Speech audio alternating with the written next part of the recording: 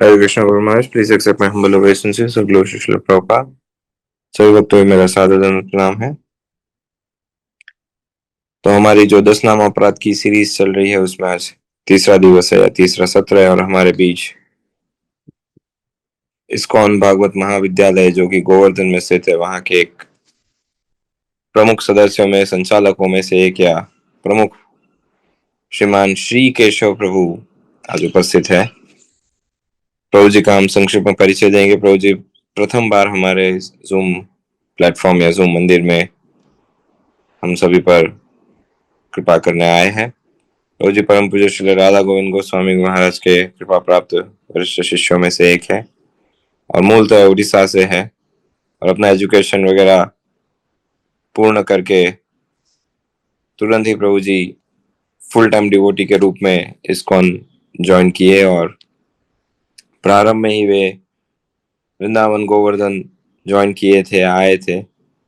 फिर अधिक ट्रेनिंग वगैरह प्राप्त करने इस्कॉन पुणे में आए और राधे श्याम प्रभु के अंडर काफी वर्ष रहे प्रभु जी और वहां पर प्रभु जी ने अपना ट्रेनिंग पूर्ण किया और वहीं पर प्रभु जी श्री प्रभुपाद जी के इस मिशन में इस प्रकार से हम कह सकते हैं पूर्ण रूप से लग गए और फिर अपने गुरु महाराज जी के आदेश को शिरोधर रख के प्रभु जी शास्त्रों का अध्ययन अभ्यास करने और ब्रज या गोवर्धन गए और अभी देश विदेश में प्रभु जी प्रचार करते हैं भागवत का, शास्त्रों का, गौड़ीय सिद्धांतों का गूढ़ रहस्य जो है वो प्रभु जी जनसाधारण तक पहुंचाते हैं। तो आज परम सौभाग्य है हमारा कि हमें आज और कल 2 दिन एक प्रकार से हम कह सकते हैं ब्रजवासी का संग मिलने जा रहा है। श्री गिरिराज जी के तलहटी में रहते हैं प्रभु जी और वहां से हम सभी पर विशेष कृपा करेंगे। तो आप सभी से अनुरोध है कि अपने नाम जप को विराम देकर ध्यान पूर्वक श्री केशव प्रभु से हम आज चौथा और 5वां नाम अपराध के विषय में श्रवण करेंगे और कल छठा और 7वां। तो इस प्रकार से हमारी जो सीरीज है वो मेंटेन रहेगी। तो आप सभी से अनुरोध है अपने नाम जप को विराम देकर ध्यान पूर्वक आज का टॉक श्रवण कीजिए। अब ज्यादा समय न लेते हुए श्री केशव प्रभु से अनुरोध करते आज का टॉक प्रारंभ करें प्रभु जी। हरे कृष्णा। हरे कृष्णा। सभी भक्तों को सादर प्रणाम। सर्वप्रथम परम पूज्य लोकनाथ स्वामी गुरु महाराज के श्री चरणों में सादर प्रणाम और सभी सभी भक्तों को सादर नमन प्रणाम। तो अभी सर्वप्रथम मंगलाचरण करके हम अपनी चर्चा शुरू करते हैं। ओम अज्ञानतिमिरान्धस्य ज्ञानाञ्जनशलाकया चक्षुरुन्मिलितं येन तस्मै श्रीगुरवे नमः। श्री चैतन्य मनोभीष्टं स्थापितं येन भूतले स्वयं रूप कदा मह्यं ददाति स्वपदान्तिकम्। वन्देऽहं श्रीगुरोः श्रीयुतः पदकमलं श्रीगुरून् वैष्णवांश्च श्रीरूपं साग्रजातं सहगण रघुनाथान्वितं तं सजीवम् साद्वैतं सावधूतं परिजनसहितं कृष्णचैतन्यदेवं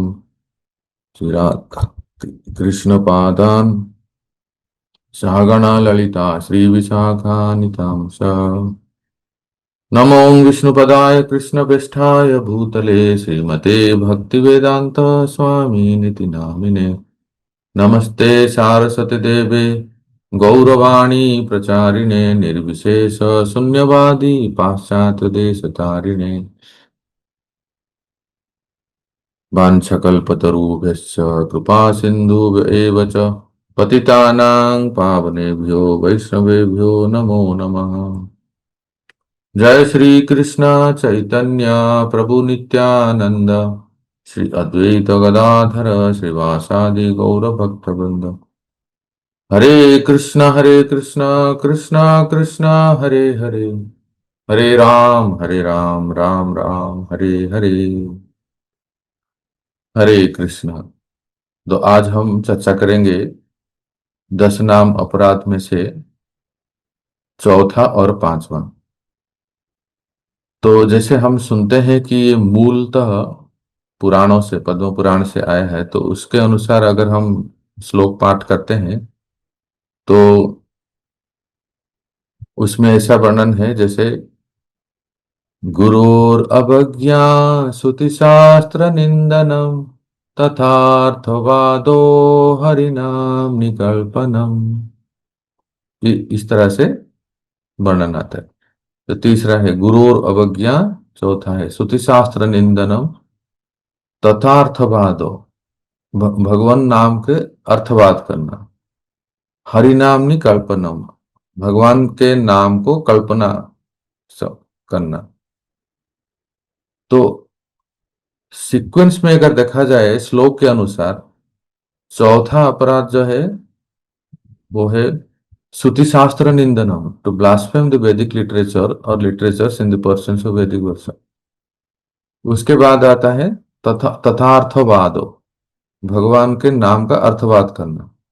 तो हमें जो सिखाया गया है 10 नाम अपराध सीक्वेंस में, वो थोड़ा सा चेंज हुआ है, क्योंकि हम कहते हैं 5वें नाम अपराध में to consider the glories of the holy name imagination, to be an imagination, तो वो 5वां है। परंतु श्लोक के अनुसार देखा जाए तो वो छठा है।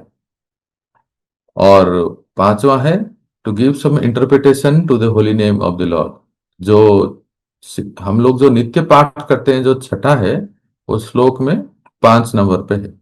तो कोई बात नहीं, हम लोग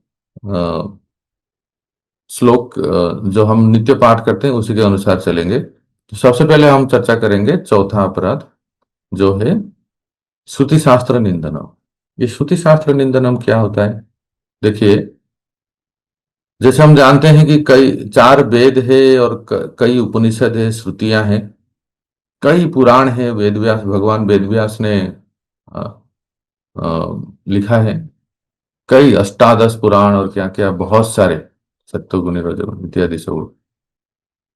तो अभी एक प्रश्न होता है कि भाई इतना, इतने सारे वेद शास्त्र उपनिषद पुराण रचना किए हैं, और जिसमें अलग अलग मतलब इसकी आवश्यकता क्या है? सबसे पहले जानना चाहिए कि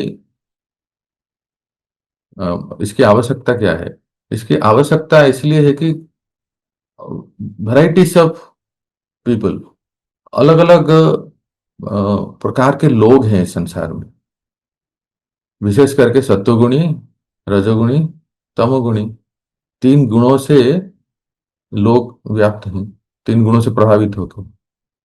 इसीलिए वेद व्यास जी ने हर प्रकार के गुणों के जो व्यक्ति हैं उनके लिए वेद शास्त्रों को रचना की है, पुराणों को। और जो हम सब जानते हैं, जो भक्त वैष्णव हैं, हमारे लिए तो सर्वश्रेष्ठ हैं ग्रंथराज श्रीमद् भागवत महापुराण, जो विशुद्ध सत्व में, ऐसे शास्त्रों को हम अध्ययन करते हैं। इसलिए ये समझ में आ गया कि अलग अलग प्रकार के लोग हैं इस संसार में, अतः वेद व्यास जी ने सबको अ, एक सहायता करने के लिए, सबको सनातन वैदिक संस्कृति में लाने के लिए उन्होंने अलग अलग प्रकार के शास्त्र और पुराणों की रचना की। जैसे किसमें कर्म कांड की प्रधानता है, किसी श्रुतियों में, किसमें ज्ञान कांड की प्रधानता है, किसी में अष्टांग योग का ज्यादा वर्णन है ना। परंतु जो शुद्ध भक्ति करते हैं उनके लिए, जैसे हमने कहा, श्रीमद् भागवतम का अ, भगवान वेद व्यास ने हम सबको दिए हैं। तो ये तो समझ गए कि श्रुति शास्त्र कई प्रकार के हैं, क्यों, कई प्रकार के लोगों के लिए हैं। पर ये नाम से क्या इसका संबंध है, जो आज हम सुन रहे हैं, आज पढ़ रहे हैं कि ये कौन अपराध क्यों होता है, ये जानना है। अपराध की चर्चा क्यों हो रही है यहाँ? ठीक है, इतना तो समझ में आएगा, कई प्रकार की श्रुतियां हैं, कई प्रकार के शास्त्र हैं जो अलग अलग प्रकार के गुणों में जो रहते हैं उनके लिए। पर इसका नाम से क्या संबंध है? और नाम जप करने वाले, नाम जापक, उनसे कैसे जाने अनजाने में गलती या अपराध हो जाती है, इसमें थोड़ा सा हम पढ़ेंगे।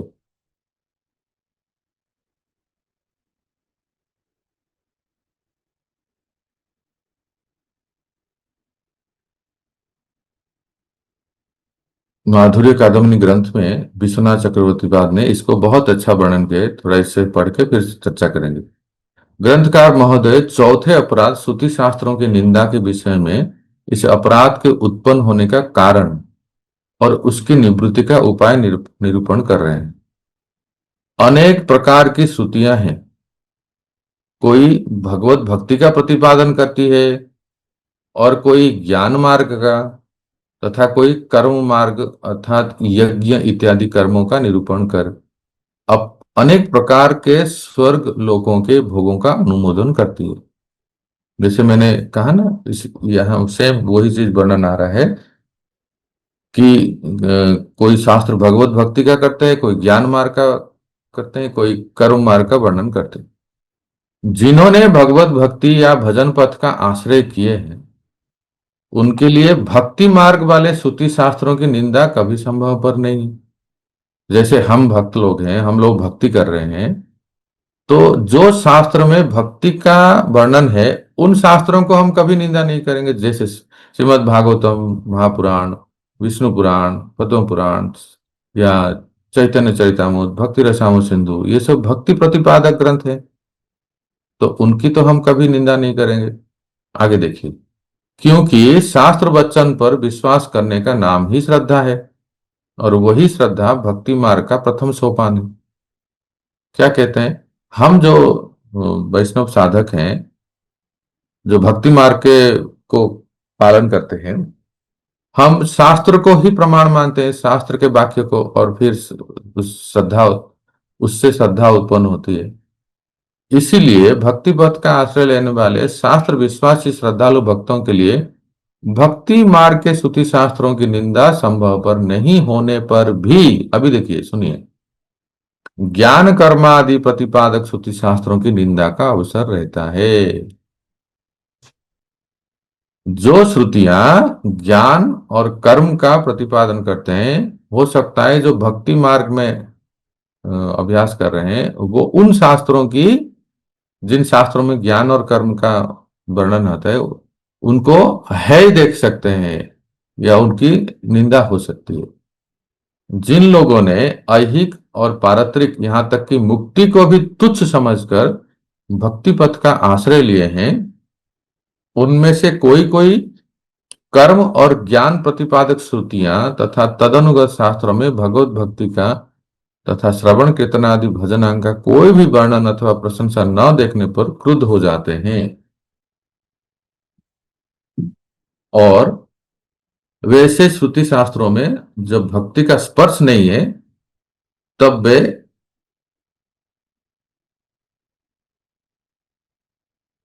बहिर्मुख या निंदित हैं।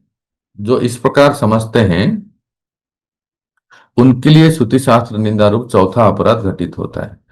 क्या कह रहे हैं सर, समझेंगे कि जो भक्त, जैसे हम सब भक्ति मार्ग के साधक हैं और हम भक्ति प्रतिपादक ग्रंथों को ही पढ़ते हैं, भक्ति प्रतिपादक ग्रंथों को ही अध्ययन करते हैं, अध्यापन करते हैं, इत्यादि करते हैं। परंतु जिन श्रुतियों में, जिन शास्त्रों में श्रवणम कीर्तनम इत्यादि भजनांग का इतना वर्णन नहीं है, फिर क्या वर्णन है, ऐसे उपनिषद है जिसमें भगवान का निराकार स्वरूप या इस प्रकार का वर्णन है, और ऐसे शास्त्र हैं जिसमें स्वर्ग आदि जाने के लिए जो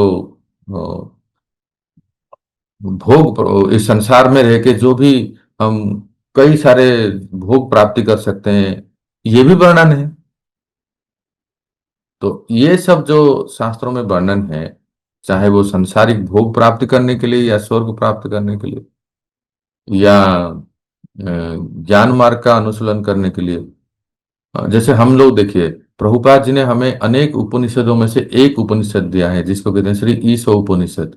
आप सभी भक्त जो भी भक्ति शास्त्री पढ़ते हैं या पढ़े हैं, उन्होंने देखा होगा श्री ईशोपनिषद, ईशोपनिषद जिसको कहते हैं, वो कोई कथा कहानी नहीं है और कोई डायरेक्ट भगवान का ऐसे वर्णन नहीं है कि बांसुरी बजाते हुए ब्रज में, ऐसे श्याम सुंदर का वर्णन उसमें इतना है नहीं। तो ऐसे उपनिषदों को पढ़ने से कभी कभी संशय होता है कि ये क्या, किसका वर्णन हो रहा है, परंतु वो भगवान का ही वर्णन है। यद्यपि भगवान का डायरेक्ट श्याम सुंदर स्वरूप का वर्णन है जितना हम भागवत में पढ़ते हैं। तो ऐसे कई उपनिषदों को अगर हम पढ़ेंगे और हमारे मन में ये धारणा आ जाए कि ये क्या, इसमें तो भगवान का कोई सुंदर स्वरूप का वर्णन नहीं है, भक्ति का वर्णन नहीं है, तो इसमें हम लोग का ऐसे कटाक्ष कर सकते हैं। चांसेस है कि हम कहेंगे अरे ये सब बेकार है, सब ये श्रुतियां यहाँ जहाँ भगवत भक्ति का वर्णन नहीं है, ये सब कोई कार्य के नहीं, कोई इसका वैल्यू नहीं। तो इस प्रकार से कभी नहीं सोचना चाहिए, क्योंकि वो हमारे लिए नहीं है। जैसे हमने बताया ना कि वेद व्यास जी ने सभी प्रकार के लोगों के मनोभाव को देखते हुए सभी अलग अलग शास्त्रों का रचना किए हैं। आगे क्या कहते हैं सुनो। यथार्थतः जो श्रुति शास्त्र ज्ञान और कर्मादि के प्रतिपादक हैं, वे भी ज्ञान और कर्म के अधिकारियों को भक्ति मंदिर में प्रवेश कराने के लिए ही विशेष रूप से प्रयत्नशील है। देखिए कितना सुंदर बात है। जिस शास्त्र में ज्ञान और कर्मादि का वर्णन है, कोई पूछेगा क्यों फिर वो वेद व्यास जी ने रचना ही क्यों किए, ऐसा नहीं हो सकता ना। यहाँ सभी प्रकार के लोग हैं तो सबको वेद शास्त्र के शरण में लाना है। तो कहते हैं कि वो अल्टीमेटली भक्ति मंदिर में प्रवेश कराने के लिए ही वो सब वर्णन है। अर्थात देखिए आगे, जिन लोगों ने महत् पुरुषों अर्थात भगवत भक्तों का संग प्राप्त किया है और उनकी कृपा प्राप्ति फलस्वरूप श्रद्धा को प्राप्त किया है, वे लोग ही भक्ति के अधिकारी हैं। जैसे हम चैतन्य चरितामृत कहो चाहे भागवतम में पढ़ते हैं, साधक कई प्रकार के होते हैं। ये थोड़ा अच्छी बात है, थोड़ा इसको ध्यान से श्रवण करें। एक, कई होते हैं कर्माधिकारी, कई होते हैं ज्ञान अधिकारी और कई होते हैं भक्ति अधिकारी। कर्माधिकारी कौन है? साधक की बात की जा रही है, जिनको इस संसार में एकदम थाट बाट में रहना है, सुख संपत्ति घर आवे कष्ट मिटे तन का, बोल जय जगदीश हरे इत्यादि वो प्रार्थना करते हैं, जिनको ये चाहिए सुख संपत्ति, तो उनके लिए ये कर्माधिकारी होते हैं। वो कर्म करते हैं और कर्म से वो फल को वो प्राप्त करना चाहते हैं, सुख भोगना चाहते हैं इस संसार में, ऐहिक सुख या तो परलौकिक स्वर्ग सुख। तो ऐसे लोगों के लिए इस प्रकार के शास्त्रों का या नियमों का या व्रतों का वर्णन है। कुछ जो होते हैं वो पूर्णतया निवृत्त हो गए हैं, निर्विण्ण हो गए हैं, इस संसार से पूर्णतया उनका विरक्ति हो गया है कि किसी प्रकार की भोग, किसी प्रकार की वासना या किसी प्रकार की सुख की इच्छा ही नहीं रही। वो चाहते हैं कि बस अहम ब्रह्मस्मि, मैं ब्रह्म हूं और सर्वम खलु इदम ब्रह्म, सर्वत्र सब सारा जगत जो है ब्रह्ममय है। और लक्ष्य क्या है? वही निराकार निर्विशेष चिन्ह मात्रा सत्ता ब्रह्म में लीन होना, और वही आनंद है, वही सुख है। इसलिए देखे होंगे आप, हमारे भारतवर्ष में कई ऐसे साधु संत हैं, मठ मंदिर हैं, महंत हैं, या कुंभ मेला में तो ऐसे बहुत देखते हैं जिनके जिनके नाम पे लिखा रहता है 1008 ब्रह्मलीन महाराज जी, स्वामी जी ऐसे लिखे रहते। तो जो इस प्रकार के लोग हैं, जिनको संसार से संसारिक सुख सुविधाओं को आवश्यकता नहीं है, उनको वो ब्रह्म के स्तर पर रहना चाहते हैं या ब्रह्म में लीन होना चाहते हैं, उनके लिए वो लोग ज्ञानाधिकारी हैं। वो ज्ञान मार्ग के साधक हैं और ज्ञान मार्ग में अपने लक्ष्य को प्राप्त करना चाहते हैं। अब बचे भक्ति अधिकारी। देखो भक्ति भक्ति अधिकारी कौन है? इसको शास्त्र भागवतों में वर्णन करते हैं कि नातिशक्तो न निर्विण्ण, जो व्यक्ति, जो साधक ना अधि आसक्त है संसार से, नहीं बस मेरा पुत्र परिवार स्वजन गाड़ी घोड़ा बंगला सुख सुविधा ये चाहिए ना, इससे इतना आसक्त नहीं है, बस है तो ठीक है। पुत्र परिजन परिवार जो भी सामग्री है सुख के, वो तो है, और अपने आप बिना प्रयास से जो प्राप्त होता है उससे वो खुश हैं। ज्यादा प्रयास नहीं करते हैं कि बस मुझे मिल जाए ये सब। ना अति आसक्त, ये आसक्त भी नहीं है। और दूसरा क्या है, ना निर्विण्ण, ऐसा भी नहीं कि वह संसार बस छोड़ो घर बार चलो हरिद्वार, ऐसा भी जिनके मन में नहीं। कि कुछ लोग जो इस प्रकार से होते हैं कि ये संसारिक संबंध सांसारिक वस्तुएं सब दुख के कारण है, कोई किसी का नहीं है, कोई किसका नहीं है संसार में। अकेले आए हैं अकेले जाए, अहम ब्रह्मस्मि। और संसार से पूर्णतया वितृष्णा आ गया है जिस व्यक्ति का ऐसा भी भाव नहीं है, ना संसार के प्रति अति आसक्त है, ना संसार से पूर्णतया वो वितृष्णा हो गया है। फिर वो कैसे हैं कि यावत अर्थ प्रयोजन, जितना आवश्यक है उतना संसार से लेते हैं। और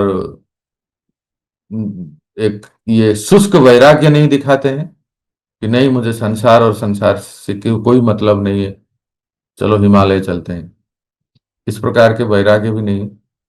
ऐसे व्यक्ति भक्ति के अधिकारी।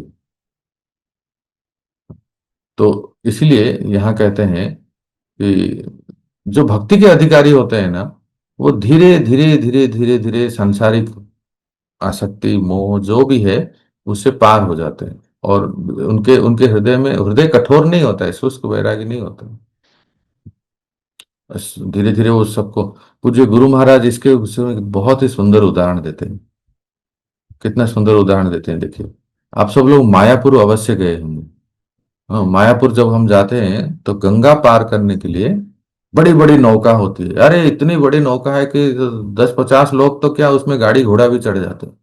और वो गंगा नौका जो है हमें पार कर देता है हमारे मायापुर इस्कॉन मंदिर जाने के लिए। हाँ, तो भक्ति मार्ग ऐसा है भक्तों, हरिनाम रूप की, हरिनाम रूपी नौका, या हमारे जो इस्कॉन आंदोलन है, संस्था है, ऐसे नौका में हम तो आते ही हैं, और हमारा गाड़ी घोड़ा हमारे पीछे जो भी सब चिपके हुए हैं उन सबको भी लेके आते हैं। पत्नी पति परिवार नाती पोते सबको लेके आते हैं, उस नौका पे बिठाते हैं। और फिर तो धीरे धीरे नौका से हम दूसरे पार हो जाते हैं। एक एक तो ये, दूसरा उदाहरण देते हैं। जैसे मान लीजिए नदी का प्रवाह है, पूज्य महाराज जी उदाहरण देते हैं। नदी का प्रवाह है और हम इस किनारे हैं, और हम इस किनारे हैं और उस किनारे जाना चाहते हैं, उस पार जाना चाहते हैं, मतलब तैर के जाना चाहते हैं। जिसको तैरना आता है वही जा सकते हैं तैर के। तो अगर हम यहां से कूदी मारेंगे पानी में, तो ऐसा नहीं कि डायरेक्ट एकदम अपोजिट उसी नदी के बिल्कुल उसी छोर में हम पहुंचेंगे, ऐसा हो ही नहीं सकता। क्योंकि पानी का स्रोत ऐसा, प्रवाह इतना प्रबल है, प्रखर है, कि अगर हमें उस पार पहुंचना है तो थोड़ा पानी के साथ बहना पड़ता है ना। देखे होंगे जो लोग तैरते हैं नदी में, पानी के साथ थोड़ा बहना पड़ता है। बहते बहते बहते बहते बहते बहते उस किनारे लगते हैं, थोड़ी दूरी में जाके। तो ये संसार भी ऐसा ही है कि ऐसा आवश्यक नहीं है, ऐसा होता भी नहीं है कि हम जैसे ही भक्ति मार्ग में आए तो सब कुछ छोड़ना है, बस घर परिवार इस जितना भी शरीर संसार सब कुछ छोड़ना है, तब हम उस पार लगेंगे। ऐसा हो ही नहीं सकता। कैसे छोड़ सकते हैं ऐसे, सब लगे हुए हैं। जो हमारे साथ पति पत्नी परिवार इत्यादि सब हैं।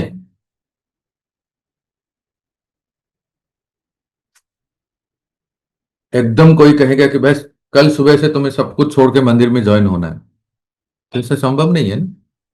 अरे मैं क्या कहूँ, लोग गृहस्थों की तो बात छोड़िए, ब्रह्मचारी सन्यासियों का भी परिवार से संबंध होता है, अपने माता पिता से, अपने भाई बहन से संबंध होता है, यथा योग्य संबंध रखते हैं। ऐसा नहीं किसी को भी सब सब संबंध काट दिए। ये ह्यूमन इमोशंस हैं, और धीरे धीरे हम उस संबंध को कृष्ण भावनामूत कर देते हैं, है ना। ये सबको अनुभव है। पहले हम भक्ति में आते हैं तो सब विरोध होता है, अब देखते धीरे धीरे सारे परिवार के लोग भी माला माला झोली तिलक करके सब भक्ति में आ जाते हैं, है ना। ये उदाहरण बहुत ही प्रासंगिक है।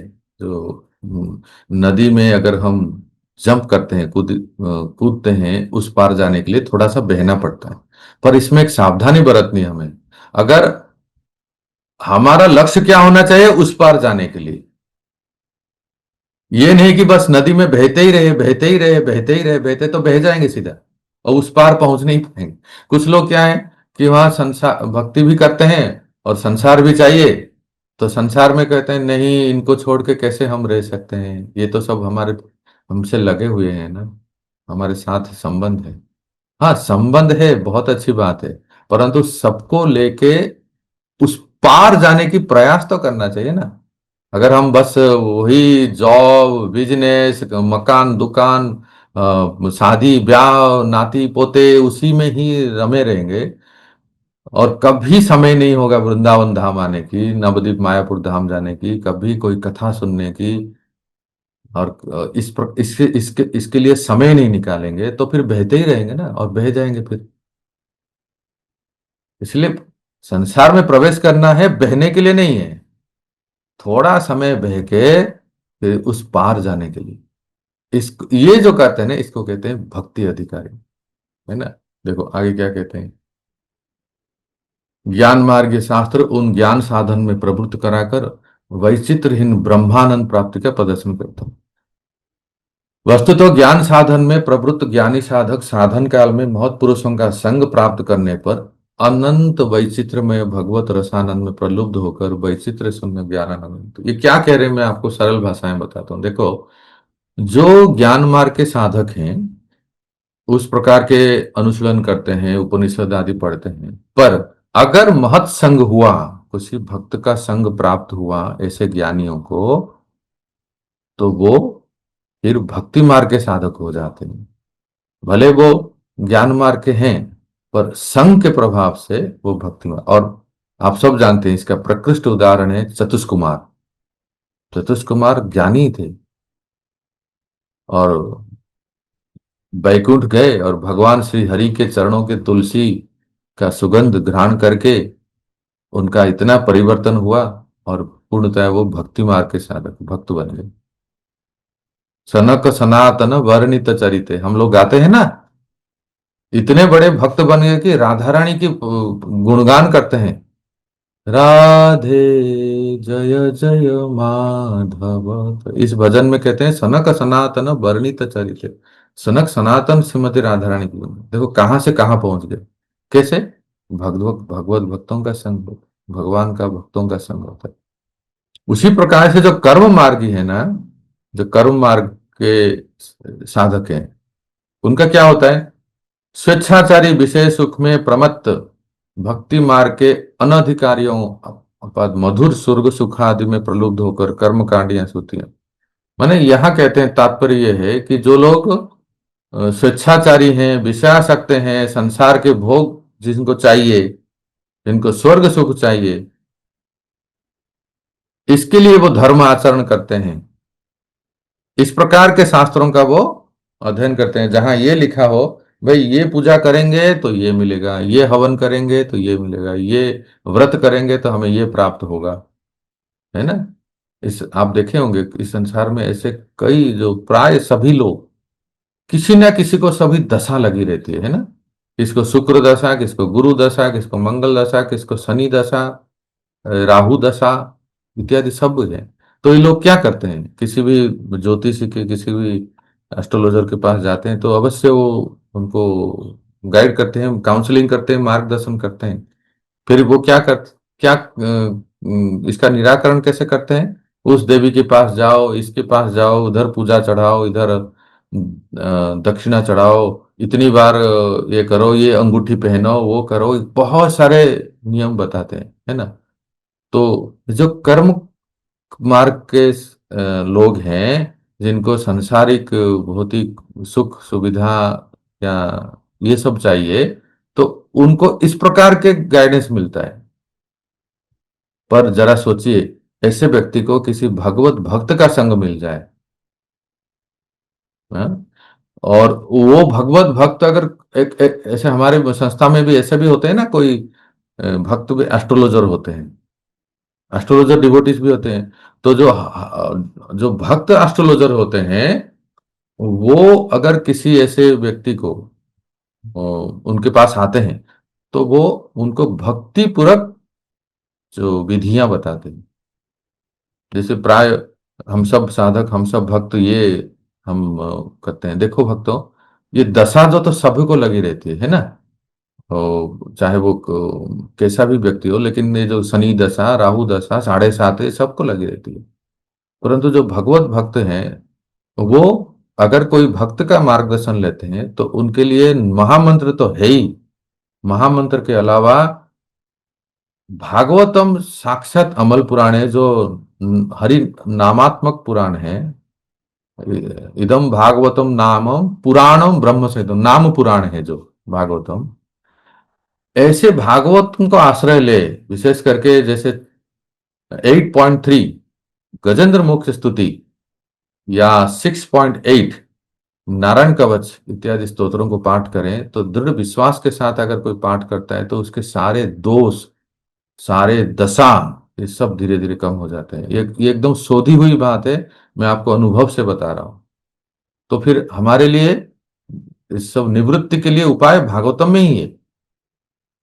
तो यहां क्या कहते हैं, इस प्रकार शास्त्रों की उपदिष्ट कर्म मार्ग में जब याग यज्ञ आदि करते करते उन लोगों की अवश्य ही किसी महत पुरुष या भक्त का संग होता है, तो वो जो लोग जो कर्म मार्ग के अनुयायी हैं, वो कर्म मार्ग को छोड़कर महत कृपा से भक्ति पथ का आश्रय कर धन्य हो जाते हैं। इसीलिए परम करुणा में ऐसे श्रुति शास्त्रों की निंदा करना अपराधजनक है। यहाँ क्या कहते हैं, अगर हम ऐसे कहेंगे कि ये सब कर्मवादी है, ये सब ज्ञानी है, जिसमें भक्ति नहीं, जिस शास्त्र में भक्ति वर्ण का वर्णन नहीं है, उसको वो अनुशीलन करते हैं, ऐसा नहीं कहना चाहिए। क्योंकि सभी प्रकार के लोग हैं। और आपने अभी सुना इस लाइन से कि जो लोग कर्म मार्ग के अनुयायी हैं, जैसे भागवतों में वर्णन है, प्राचीन बरिस, एक नंबर के कर्मी, एक नंबर के, ऑफकोर्स आजकल के कर्मी नहीं, वो वैदिक कर्मी थे। वैदिक अर्थात वेद शास्त्र को मान के संसार को भोगना चाहते, और सारे हवन यज्ञ होम, कितने पशु बलि बध, अरे नाम से ही उनका पता चलता है। इतने हवन, इतने यज्ञ के पूरे पृथ्वी में, क्योंकि पृथ्वी के राजा थे, कि जहां जहां यज्ञ करते थे दुर्वा ग्रास वो उगाते थे। वो दुर्वा ग्रास जो है पूर्व दिशा की ओर बढ़ते थे, दुर्वाग्रास। और इतने हवन किए, इतने यज्ञ किए, इतने दुर्वाग्रास वो उस पूरे धरती पे उगाए थे, यज्ञ के लिए जो आवश्यकता है। और इतने दुर्वाग्रास पूरे धरती पे प्रकट हो गए थे, और जो पूर्व दिशा की ओर उसी ओर उनका मुख था, तो उस राजा का नाम ही पड़ गया प्राचीन बरही पूर्व दिशा की ओर जो दुर्वाग्रास को है, उसका वो यज्ञ में प्रयोग करते थे। तो ऐसे कर्मी, ऐसे टिपिकल कर्मी व्यक्ति को भी नारद मुनि का जब संग हुआ, नारद मुनि ने पूर्णतः दूरदर्शन दिखा दिया उनको, तुम जो हवन कर रहे हो, बलि दे रहे हो, ये लोग तुम्हें सब मारने के लिए उद्यत हैं, प्रतीक्षा कर रहे हैं। तो ऐसे राजा भी महान भक्त बन गए, और जिनके पुत्र हुए प्रचेता, है ना। तो इसको यही कह रहे हैं। इसीलिए किसी भी शास्त्र को निंदा नहीं करना। वेद व्यास जी कोई मूर्ख नहीं है। जो ये पुराण, ये भागवत, देवी भागवत हम सब सुनते हैं ना, ये देवी भागवत, ये पुराण, वो पुराण, इतना सारे हैं। हाँ, कुछ इस प्रकार के लोगों के लिए है, पर जो सत्व गुण विशुद्ध सत्व में है, उनके लिए तो श्रीमद् भागवत महापुराण है। अगर कभी इसी श्रुति शास्त्र की जाने अनजाने में निंदा हो जाती है, तो कहते हैं भक्ति साधकों को ये अपराध होने पर भाग्यवशतः वो अपराधी, यदि कर्म ज्ञान कर्म कांड श्रुतियों अर्थात तात्पर्य भी किसी महत पुरुष का संग प्राप्त करते हैं क्या कहते हैं, किसी साधु का संग प्राप्त करते हैं, जैसे आज हम सुन रहे हैं, उनकी कृपा से उन श्रुतियों के यथार्थ उद्देश्य से अवगत होता है। अर्थात कोई साधु उनको बताते हैं, जैसे आज हम सुन रहे हैं कि ये सारे श्रुतियां श्रुतियां या ये जो शास्त्र हैं, सभी प्रकार के लोगों के लिए वर्णन है। इसलिए किसी शास्त्र में जो भगवत भक्ति का वर्णन नहीं है, वो कुछ कुछ और प्रकार के लोगों के लिए, इसलिए हमें कटाक्ष नहीं करना चाहिए। और जिस मुख से उन श्रुतियों की निंदा की है, उसी मुख से उन सब श्रुतियों की प्रशंसा करें। और उन श्रुतियों के आश्रय में जो लोग कर्म ज्ञान आदि का अनुष्ठान करने में निरत हैं, उनका पुनः पुनः अभिनंदन करें। अरे भक्तों, इस तरह से अभिनंदन करें, अच्छा है कि वो सनातनी तो है ना, नास्तिक तो नहीं है, या और कोई धर्म के तो नहीं है ना। और उच्च स्वर से नाम संकीर्तन करें, तब वो इस श्रुति शास्त्र निंदनम, इस अपराध से मुक्त हो सकते हैं। और भक्तों, अभी उसके बाद दूसरा अपराध भी थोड़ा पढ़ लेते हैं। यहाँ इसके अनुसार हम अर्थवाद का अभी पढ़ेंगे, फिर कल हम काल्पनिक का पढ़ लेते हैं, क्योंकि श्लोक के अनुसार देखा जाए तो अर्थवाद आता है पांचवा। नाम की महिमा में अर्थवाद पांचवा अपराध है। शास्त्रों में से हरि नाम की अतुलनीय महिमा दृष्टिगोचर होती है। उन महिमाओं को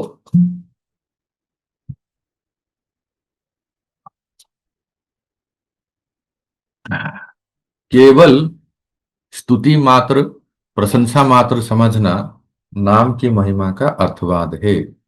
देखो भक्तों, ये क्या कह रहे हैं,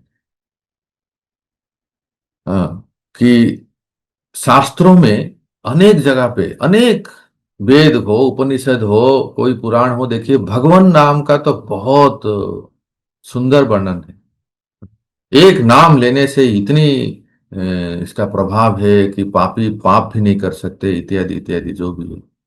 पर उसको सही अर्थ को ना समझ के उसका अर्थवाद करना, ये तो सब बढ़ा चढ़ा के सब तो लिख दिया गया है। यही करें।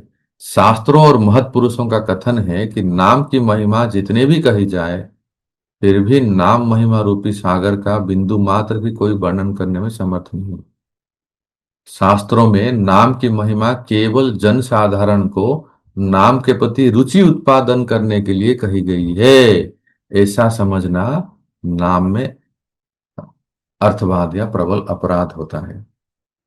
देखो आप, हम लोग जो लोग ये सोचते हैं, या जो लोग मतलब हम साधक को इस अपराध से बचना चाहिए। किस अपराध से?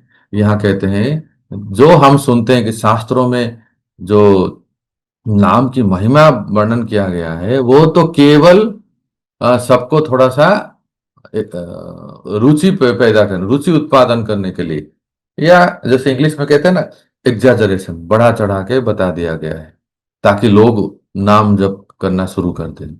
इस तरह से कहना ये बहुत बड़ा गलत है, अपराध है। ऐसा कभी नहीं सोचना चाहिए। जो नाम का महिमा, इस यहाँ कहते हैं ना, नाम की महिमा को क्या हम, कौन सा शास्त्र वर्णन कर सकते हैं? नाम की महिमा इतनी है कि वो वर्णन से भी परे है, बहुत है नाम की महिमा।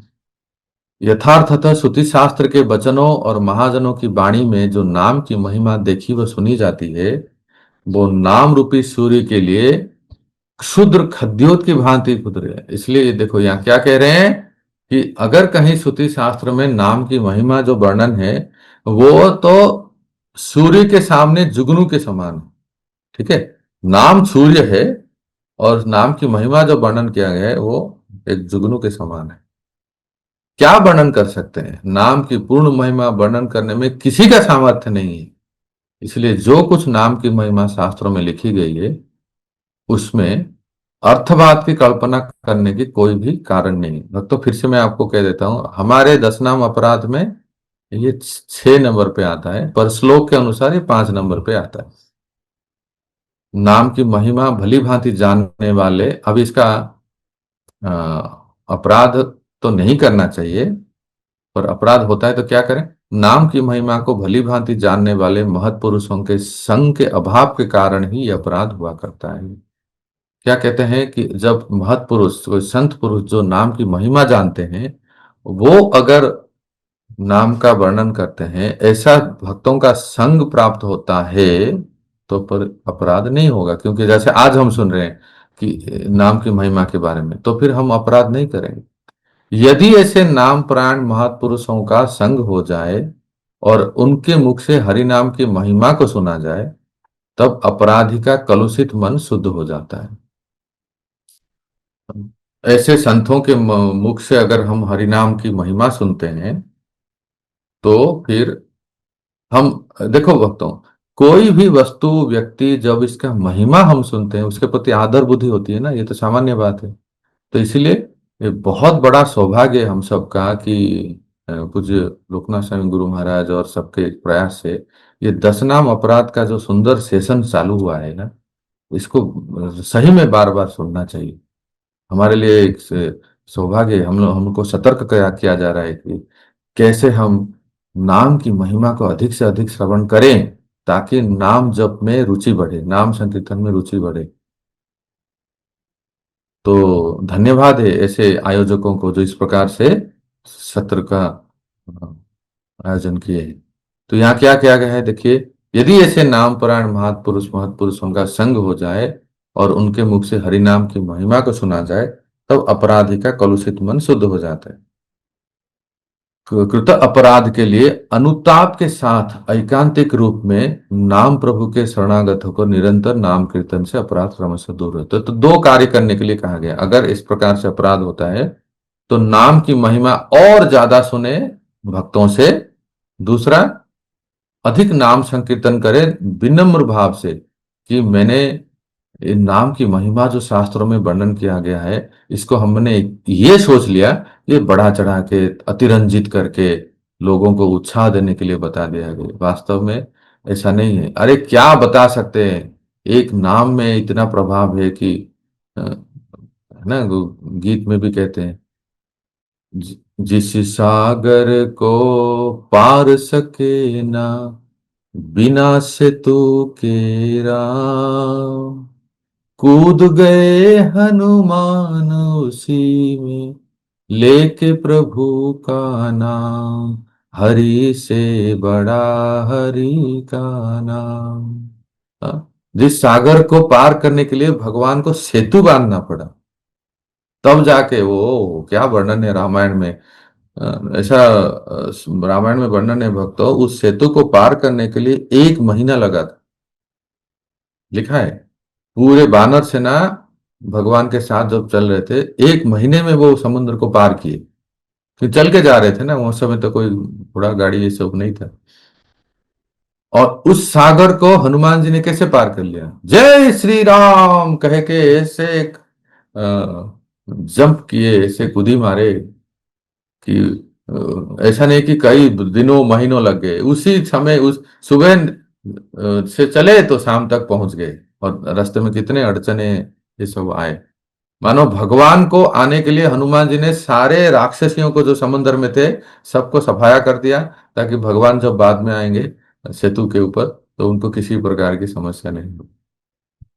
तो नाम के जय श्री राम, ये राम नाम के प्रभाव से उस सागर को हनुमान जी ने आसानी से पार कर लिया, जिसको पार करने के लिए भगवान को इतना परिश्रम करना पड़ा और इतना दिन लगा। तो यही यहाँ कहते हैं कि इस प्रकार से जो भगवान नाम है, वो कहीं अतिरंजित नहीं किया गया है। वास्तव में ये नाम का प्रभाव है। इस घटना से हम जान सकते हैं। इसलिए हम भक्तों को नाम की महिमा जहां भी वर्णन आता है, जो सुनते हैं, उसको अर्थवाद नहीं करना चाहिए। उसको एज इट इज, कहते हैं ना मराठी में, जैसी है तैसी, वैसे ही ग्रहण करना चाहिए। दृढ़ विश्वास के साथ हम नाम को लें, ताकि नाम के प्रति हमारी रुचि बढ़े, आसक्ति बढ़े और हम अधिक से अधिक नाम को ग्रहण कर पाए। तो आज हमने ये पढ़ा कि चौथा श्रुति शास्त्र निंदनम और नाम अर्थवाद, जो हमारे नामापराध के श्रृंखला में जो हम रिसाइट करते हैं प्रत्येक दिन, वो 6 नंबर पे है, पर श्लोक के अनुसार 5 नंबर पे है। तो कल हम पढ़ेंगे हरि नाम को कैसे कल्पना नहीं करना है, और सातवां नंबर अपराध तो commit sinful activities on the strength of the holy name. तो मैं यहाँ विराम देता हूँ। आप सबको धन्यवाद, आपने धैर्य धारण करके श्रवण किए हैं। और अगर कोई जिज्ञासा है तो आप पूछ सकते हैं। हरे बहुत कृष्ण। बहुत धन्यवाद प्रभु जी आज के इस सत्र के लिए। तो ऐसे समय हो चुका है, लेकिन यदि एक आध कोई प्रश्न है किसी भक्त का और आज के विषय से संबंधित, तो फर्स्ट आईडी में हैंड रेस कर सकते हैं। सीता सीता ठाकुरानी जी। ठाकुरानी माता जी, अनम्यूट करके बोल।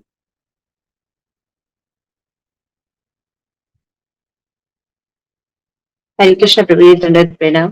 Thank you for wonderful session प्रभु जी। मॉर्निंग में बहुत अच्छे से आपने एक्सप्लेन किया। आपने भी बताया था कि जब हम नाम अपराध के लिए श्रुति शास्त्र निंदनम करते हैं तो कर्मकांडी शास्त्र भी होते हैं, ज्ञान ज्ञान मार्गी शास्त्र का भी पालन करने वाले लोग होते हैं। तो जैसे कि बहुत से लोग होते हैं एकादशी का व्रत करते हैं, तो जनरली हर एकादशी के जो व्रत आते हैं उसमें भी हर व्रत का कुछ ना कुछ होता है कि ये करने से हमें, ये एकादशी करने से ये फल प्राप्त होगा, ये एकादशी करने से ये फल प्राप्त होगा। और बहुत से लोग पालन करते हैं भक्तों के अलावा भी। तो भक्तों को क्या मूड रखना चाहिए एकादशी का करने के लिए? क्या उनका जो कथा के हिसाब से करना चाहिए या भगवत उन्मुख वो किस प्रकार रह सकते हैं? थोड़ा इसको भी एक्सप्लेन कीजिए, क्योंकि बहुत नियर अबाउट होता है और मैं देखती हूँ कि भक्त भी एकादशी को कर्म कांड की तरह कभी कभी ले सकते हैं। तो इससे हमारा मार्गदर्शन हाँ, होगा Prabhu ji. Thank you sir. धन्यवाद माता जी। बहुत सुंदर प्रश्न है, बहुत ही इंटेलेक्चुअल क्वेश्चन है। सीता ठाकुरानी माता हमारे इस्कॉन भागवत महाविद्यालय में भक्ति वेदांत कोर्स पढ़ रहे हैं। देखो माता, ऐसा है कि हरिभक्ति विलास जो ग्रंथ है सनातन गोस्वामी, उसमें तो अ, हम वैष्णवों के लिए जो विधि विधान है, व्रत का नियम है, जो कार्तिक व्रत कैसे रखें, एकादशी का व्रत कैसे रखें, इसका बहुत सुंदर वर्णन है। हाँ, संक्षेप में भक्ति रसामो सिंधु में रूप गोसाई पाद भी वर्णन करते हैं। जो 64 भक्ति का अंग है, वो वर्णन करते समय, जो साधन भक्ति का अंग वर्णन करते समय एक भक्ति का अंग है माधव तिथि, अर्थात एकादशी या जन्माष्टमी से रामनवमी इत्यादि वर्णन करते हैं भक्ति रसायन सिंधु में। तो उसमें जो वर्णन करते हैं तो वो हमें पालन करना है। हरि भक्ति विलास हो गया, नहीं तो भक्ति रसायन सिंधु में जैसे एकादशी का वर्णन हुआ है, वो हम वैष्णवों के लिए बहुत ही वो अनुकूल है। उस विधि से, उस गोल से, उस लक्ष्य से पालन करना चाहिए। उसमें क्या बताया गया है कि हरिवासर एकादशी का व्रत जो है सबसे श्रेष्ठ व्रत है, सर्वश्रेष्ठ व्रत है। और उस व्रत का हम लोग निष्ठापूर्वक जो पालन करते हैं उसका लक्ष्य केवल एक ही लक्ष्य होना चाहिए, एक ही होना चाहिए, वो है हरि को प्रसन्न करना। भगवान श्री हरि, श्री विष्णु हमारे लिए श्री श्री राधा श्याम सुंदर, कृष्ण बलराम, गौर निताय, गिरि गोवर्धन इत्यादि जो हमारे इष्ट हैं, उनको प्रसन्न करना, उनकी प्रसन्नता के लिए ही करें। क्योंकि प्रत्येक जप तप व्रत का एक मुख्य फल होता है, एक गौण फल भी होता है, जिसको आनुषांगिक कहते हैं, है ना। तो मुख्य फल ये है कि भगवत प्रसन्नता, और उसमें उस भगवत प्रसन्नता से ही हमें प्रेम भक्ति प्राप्त होगी। और गौण फल ये है कि कुछ लोग तो इसलिए भी करते हैं कि इससे अच्छा डाइटिंग हो जाता है, राइट। थोड़ा शरीर भी एक फिटनेस आ जाता है कि 15 दिन में एक बार हम उपवास रखें। तो कहते हैं ना, साइंटिफिकली प्रूव, डॉक्टर्स भी कहते हैं कि 15 दिन में एक बार उपवास रखने से शरीर भी स्वस्थ रहता है। ये सब आनुषंगिक है, ये सब मुख्य फल नहीं है। तो हम सबका मूड तो ये होना चाहिए कि मुख्य जो है कृष्ण प्रसन्नता, श्री कृष्ण प्रसन्न के लिए और प्रेम भक्ति को बढ़ाने के लिए। और बाकी सब वाई प्रोडक्ट हैं, वो अपने आप ही मिलेगा। जो भी हम पुराणों में पढ़ते हैं कि ये करने से ये फल, ये करने से ये फल, ये फल, वो सब हमें प्राप्त होंगे ही। हमारा लक्ष्य होना चाहिए for the pleasure of the Lord. Okay Mata Shri. One last question Prabhu ji, Dubai से श्यामलांगी माता जी इनवाइट करके Yes. Hare Krishna Prabhu ji, please accept my humble obeisances. Prabhu ji, मेरे को थोड़ा सा वो चीज एक समझ में नहीं आ रही थी जो अभी हमने चौथा, पांचवा और छठवां डिस्कस किया, राइट? तो आपने आसक्ति की जो बात आप बता रहे थे ना कि संसार में आसक्ति नहीं होनी चाहिए, तो वो कहाँ, कैसे आपने उसको किस कॉन्टेक्स्ट में समझाया रिलेटेड विद? हाँ देखो, बहुत अच्छा प्रश्न है। देखिए, मैं इस कॉन्टेक्स्ट में उसको बता रहा था कि जो हमने ये पढ़ा कि श्रुति शास्त्र निंदनम, फोर्थ ऑफेंस, उसमें ये वर्णन है कि जो कर्मकांड शास्त्र हैं उसमें वर्णन है कि आप ये पूजा करेंगे, ये आराधना करेंगे तो आपको जो भी मन में मन वांछा इच्छा सब पूर्ण होते हैं। हाँ, तो हम लोग के जो भक्ति शास्त्र में, भक्ति मार्ग में है, वो ये सोचते हैं कि अरे कर्मकांड शास्त्र में भक्ति का कोई विधान नहीं है, फिर इसको क्यों पढ़े। पर नहीं, वो कुछ लोगों के लिए है जो लोग कर्मकांड को पालन करते हैं। मैंने ये कहा कि हमने भागवतम से ये आपको वर्णन किया कि भक्ति के अधिकारी कौन है, ये पॉइंट था हमें। भक्ति के अधिकारी वो हैं नो, ना वो ज्यादा आसक्त है संसार से, ना ज्यादा विरक्ति है, शुष्क वैराग्य नहीं। कैसे हैं फिर वो बीच के हैं। जितना आवश्यक है उतना वो व्यवहार करते हैं संसार, शरीर, परिवार से, और संसार से जितना आवश्यक है उतना लेते भी हैं। कोई जॉब करता है, कोई बिजनेस करते हैं, कोई अपने अर्थ साधन के लिए बहुत सारे तरह तरह के जो कार्य करते हैं, और अपने पति पत्नी परिवार के साथ रहते हैं। ऐसे लोग जो हैं एकदम से अगर सीधा लक्ष्य को प्राप्त कर लें तो ऐसा संभव नहीं।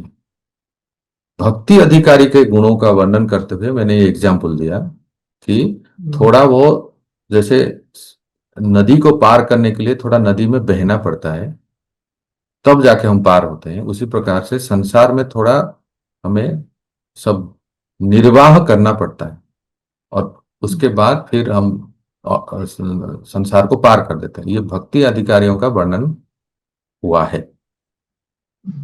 ठीक है प्रभु ji, thank you so much. हरे कृष्णा, धन्यवाद। बहुत बहुत धन्यवाद प्रभु जी। और सभी भक्तों का हम आभार व्यक्त करना चाहते हैं जिन्होंने अपने प्रश्न भी रखे। तो आइए हमारी परंपरागत पद्धति से महामंत्र का उच्चारण करके हम श्री केशव प्रभु का हृदय पूर्वक आभार व्यक्त करते हैं आज के इस सत्र के लिए। हरे कृष्णा कृष्ण कृष्ण हरे हरे, हरे राम राम राम हरे हरे। श्री हरिनाम प्रभु की जय। हरे कृष्ण महामंत्र की जय। श्रील प्रभुपाद की जय। परम पूज्य श्री लोकनाथ स्वामी गुरु महाराज की जय। इस्कॉन वर्तमान आचार्य गुरु वृंद की जय। वांछा कल्पतरुभ्यश्च कृपा सिंधुभ्य एव च पतितानां पावनेभ्यो वैष्णवेभ्यो नमो नमः। अनंत कोटि वैष्णव वृंद की जय। हरे कृष्ण।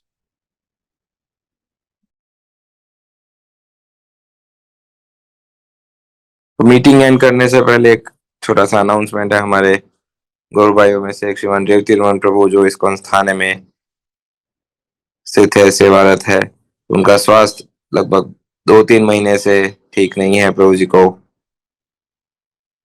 बुखार आता है जाता है, हॉस्पिटलाइज भी हुए, कल भी हॉस्पिटल में थे तभी मैसेज किए। तो उन्होंने प्रार्थना की है सभी भक्तों से कि वे